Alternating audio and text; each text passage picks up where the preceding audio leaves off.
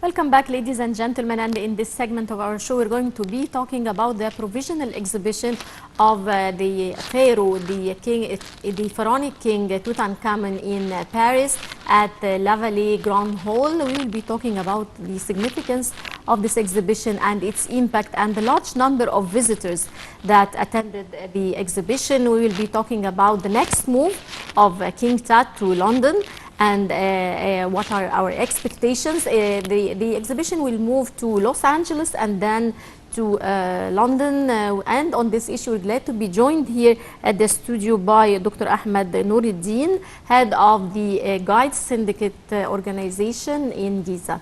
Good morning and thank you for joining us. Good morning. Good morning, Mr. Ahmed.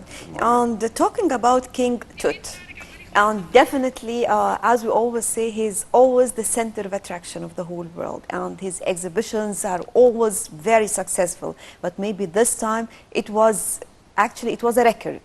So definitely, again, this will has a real impact, especially on the tourism in general, Egyptian tourism. How do you see the exhibition, and how do you see it all? First, King Tutankhamun, one of the famous names in ancient Egyptian civilization.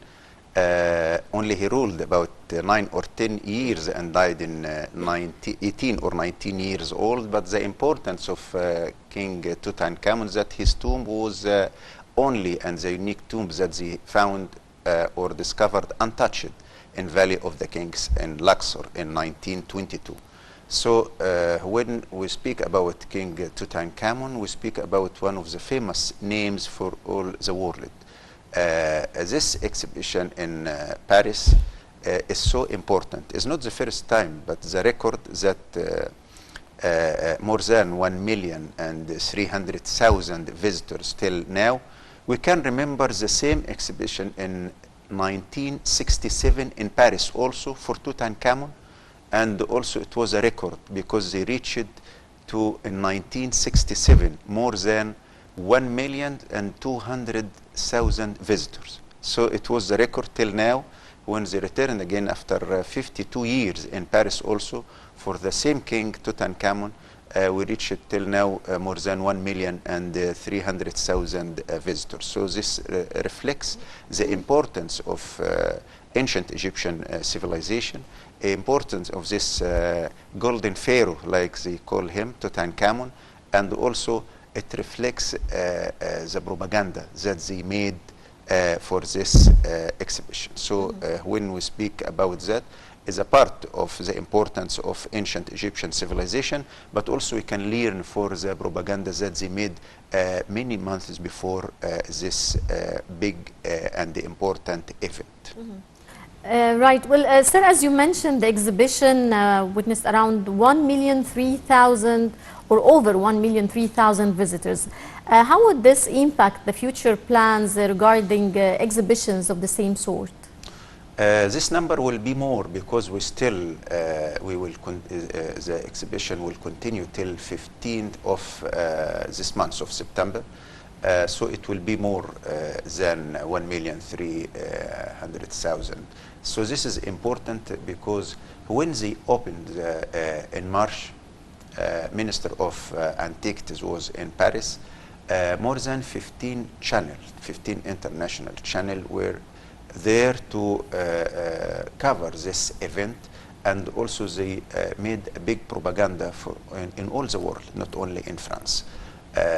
Also the number itself, and France made something, or the propaganda, they mentioned that this will be the last time to see this pharaoh outside of Egypt, because after that these pieces will go to London and then will return again to the museum or the new museum forever.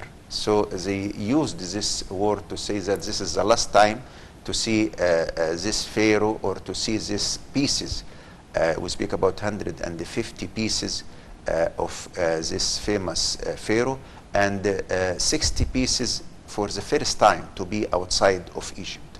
So it's so important, this number, and the number of visitors also is so important because they will need, and also they will be interesting to come to Egypt to see the rest of these pieces of Tutankhamun, more than 5,000 pieces. So when you make this propaganda with 150, will be interesting to come and to see the rest of these pieces in the new Egyptian museum. I was just going to talk about this part in particular, actually using such exhibitions in promoting tourism and bringing more tourists to Egypt. And we all know that maybe more than even 5,000 pieces will be displayed on the Grand Egyptian Museum. Even we have some pieces that are going to be displayed for the first time ever, to see all the belongings of Tutankhamun in one place. This will happen for the first time ever in history. And definitely just people who are going, the million who went to see some few parts or pieces of Tutankhamun, definitely all these people will be eager to come to visit the Grand Egyptian Museum, which will be one of the most important big museums, not only in Egypt, I believe in the whole world. Is so important because we have tourists from everywhere in the world. They are asking when will be open the new museum, to see, like you mentioned, after the discovery of this tomb in 1922. You know that some of these pieces they put in the Egyptian museum, other in Luxor museum, other were in stores also. So all these pieces will be in the new Egyptian museum for the first time, more than 5,000 pieces to see again together like it was before in his tomb. So it's so important, this event, that it will be in the new Egyptian museum. So it's a big project, and also they finished a big part of this museum, and started also 2 years ago at least to restore some of these pieces that they removed from the Egyptian museum in Tahrir Square to the Department of Restoration. And this is a big work that they are doing in this Department of Restoration, our colleagues and our friends there, to restore and to re-prepare again these pieces for the new Egyptian museum. So it is a big and important event that we will have next year, when we will see for the first time 5,000 pieces for the first time from the discovery in 1922 in one place in the new Egyptian museum. Right. There are two next moves, important moves to the exhibition. The second one will be to Los Angeles in the USA, and the third one will be to London. Yeah, the first one was in Los Angeles. The first one started in Los Angeles, in United States, and then removed to be in Paris. The second will be in Paris, and the third will be in London after 15th so of the upcoming September. one is going to London. To London, yes. How do you see these moves, and what are your expectations for the coming move? They prepared already also the same propaganda that they are preparing everything to see that the last time will be in outside of Egypt and will be in London. So they started few months ago to speak about this exhibition in London, and the plan was to go to more countries. You know that the plan in the beginning, it was 5 years outside these pieces. So it was to go to United States, Paris, London, South of Korea, Japan, Australia, and then return again to United States, and then come to Egypt in 2024. So it was planning for 5 years, not only for maybe after London, we'll be back to be in the new Egyptian museum. Grand Egyptian Museum. So we will, but next step will be in London, in England, and also will be a number of visitors, because they prepared everything and they made a propaganda exactly like it was in Paris, and it will be a big number of visitors in Sochi in London after 15th of September. So it is a big event, and also a propaganda. And the important not only for economy, that each one, if I remember well, it is about 5 million US dollar that they pay to Egypt, to the Ministry of Antiquities, and also $1 for each ticket after 400,000 visitors, and after 500,000 visitors will be $2 for Egypt for each ticket.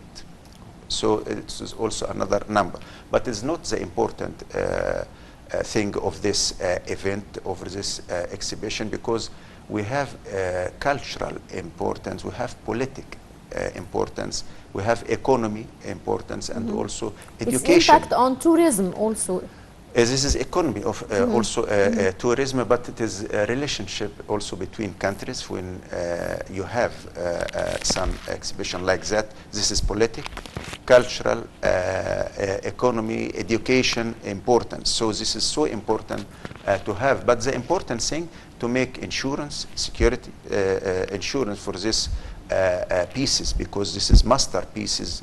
Not masterpieces, because masterpieces must not be outside, but any piece of Tutankhamun monuments or pieces, each one is masterpiece. If it is Ushabti, that we have 365 statues, we call it Ushabtis. Some of these pieces already outside in this exhibition, but it is so important because this is one of the pieces of the famous pharaoh Tutankhamun. There are many of these monuments.